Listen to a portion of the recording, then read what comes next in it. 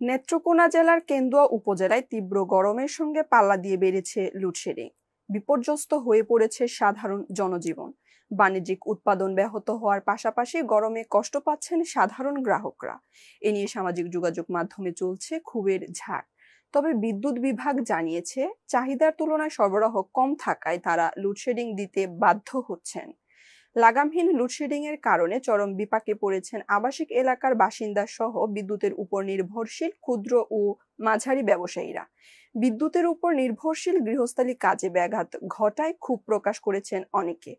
তাছাড়া প্রতি মাসে অতিরিক্ত বিদ্যুৎ বিল দিতে হচ্ছে। এদিকে গ্রামের কৃষকরা তাদের সংসার চালাতে হিমশিম খাচ্ছে, তার উপর প্রতি মাসে অতিরিক্ত বিদ্যুৎ বিল আসছে। এ বিষয়ে বিভিন্ন ইউনিয়নের ব্যবসায়ীরা বলেন, ঘন্টার পর ঘন্টা কারেন্ট থাকে না, দোকানে বসে কাজ করা যাচ্ছে না। অপর একজন ভুক্তভোগী জানান, পল্লী বিদ্যুতের দায়সার কারবার ভুতুরে বিদ্যুৎ বিল দিতে দিতে জীবন শেষ। এছাড়াও প্রায় ৮ মাস যাবৎ নতুন কোনো মিটার পাচ্ছে না আবেদনকারী নতুন গ্রাহকরা। নেত্রকোনার পল্লী বিদ্যুৎ সমিতির কেন্দুয়া জেলা অফিসার ডেপুটি জেনারেল ম্যানেজার প্রকৌশলী মোহাম্মদ উমর ফারুক জানান, কেন্দুয়া উপজেলায় বিদ্যুতের চাহিদা ২১ মেগাওয়াট। প্রায় ৯১,০০০ বিদ্যুৎ গ্রাহক রয়েছে।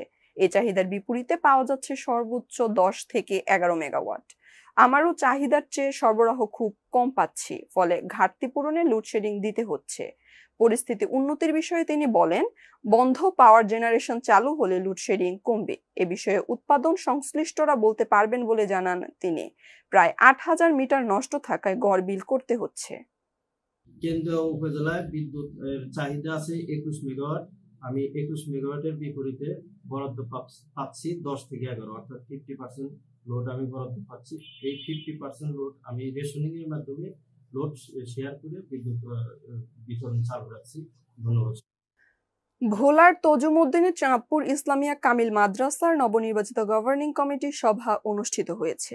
মঙ্গলবার সকালে মাদ্রাসার সম্মেলন কক্ষে অনুষ্ঠিত সভায় প্রধান অতিথি হিসেবে বক্তব্য রাখেন উপজেলা বিএনপির আহ্বায়ক জনাব মোহাম্মদ গোলাম মোস্তফা মিন্টু।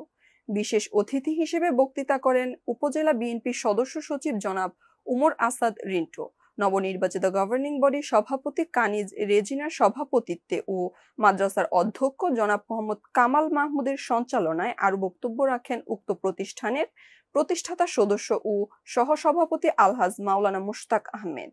এ সময় উপস্থিত ছিলেন গভর্নিং বডির সদস্য ও শিক্ষক প্রতিনিধি জনাব জাহিদুর রহমান মিরন, ঢাকাস্থ তমুজউদ্দিন উপজেলা জাতীয়তাবাদী ফোরামের সেক্রেটারি মামুনুর রশিদ, তজুমউদ্দিন প্রেস ক্লাবের আহ্বায়ক ফখরে আজম পলাশ, সদস্য সচিব মুরাদ হক সহ উক্ত মাদ্রাসার শিক্ষক ও কর্মচারীগণ প্রমুখ।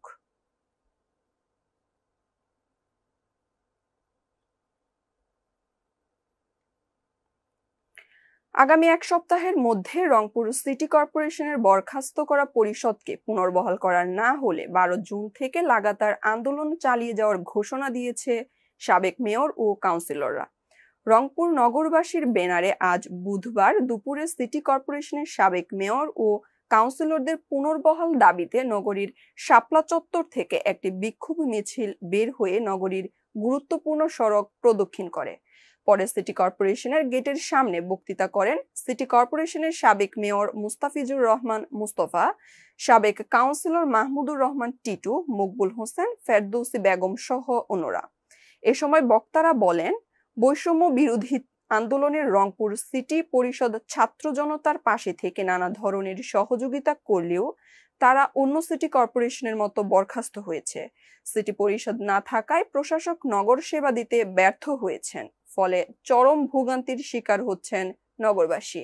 কর্মসূচিতে নগরীর বিভিন্ন ওয়ার্ড থেকে সহস্রাধিক মানুষ অংশ নেন।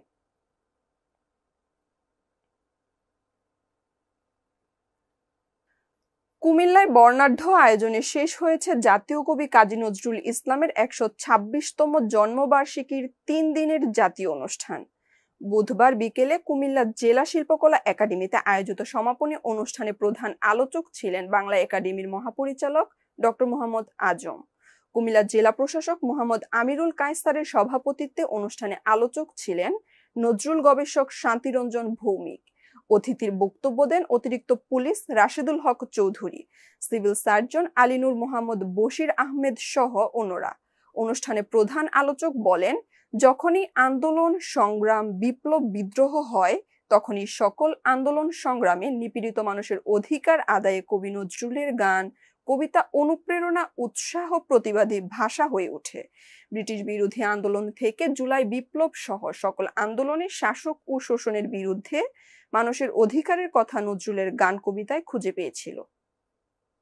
দারিদ্র্যের সঙ্গে যুদ্ধ করে জীবন নির্বাহ করতে হবে। মানুষের জীবন কিছু নয়, গ্রহণ কিছু নয়। বসে নজরুল বিদ্রোহ করেছে, আনন্দময়ীর আগমনে লেখার কারণে তাকে